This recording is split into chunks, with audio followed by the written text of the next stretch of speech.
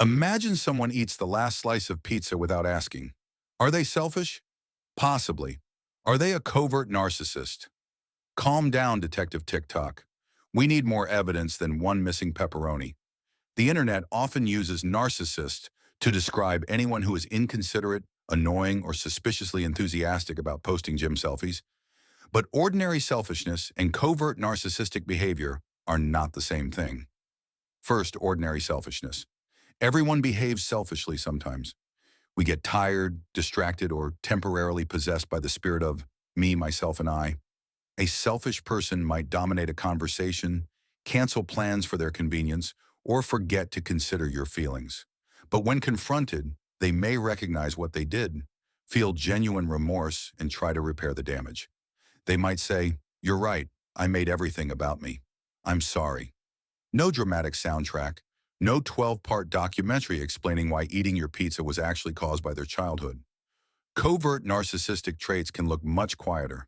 Instead of loudly announcing, "I am the greatest person alive," someone may secretly feel unusually important while presenting themselves as misunderstood, underappreciated, or permanently victimized. They may constantly need reassurance, but reject every reassurance you provide. "You're talented." "No, I'm terrible."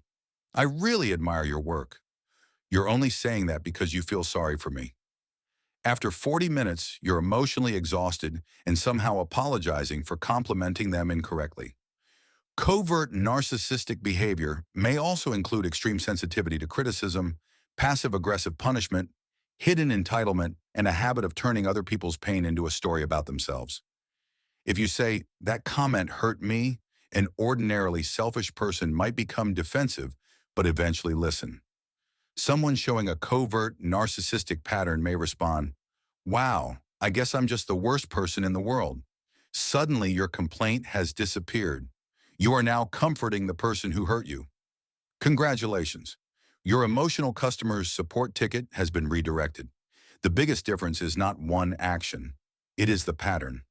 Think of selfishness as bad weather. Everyone has an occasional rainy afternoon.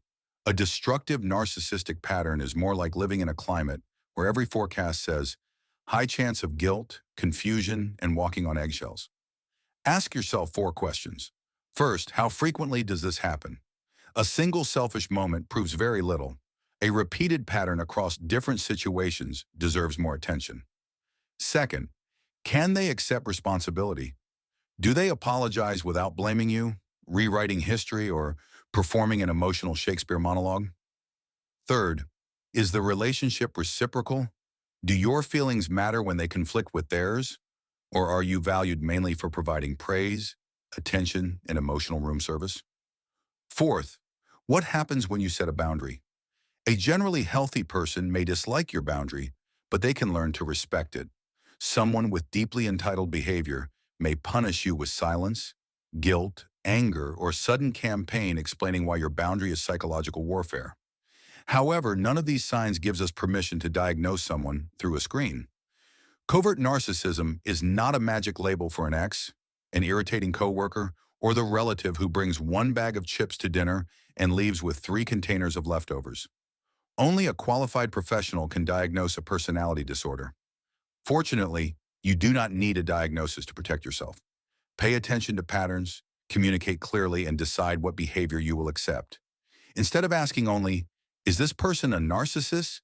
ask, "Do I regularly feel manipulated, diminished, or responsible for managing all their emotions?" That question is usually much more useful. Remember, ordinary selfishness can admit fault, repair damage, and change. Covert narcissistic patterns repeatedly protect the person's fragile self-image, even when everybody else pays the emotional bill. And before diagnosing whoever stole your pizza, check whether they're willing to order another one. That investigation may save everybody a great deal of therapy.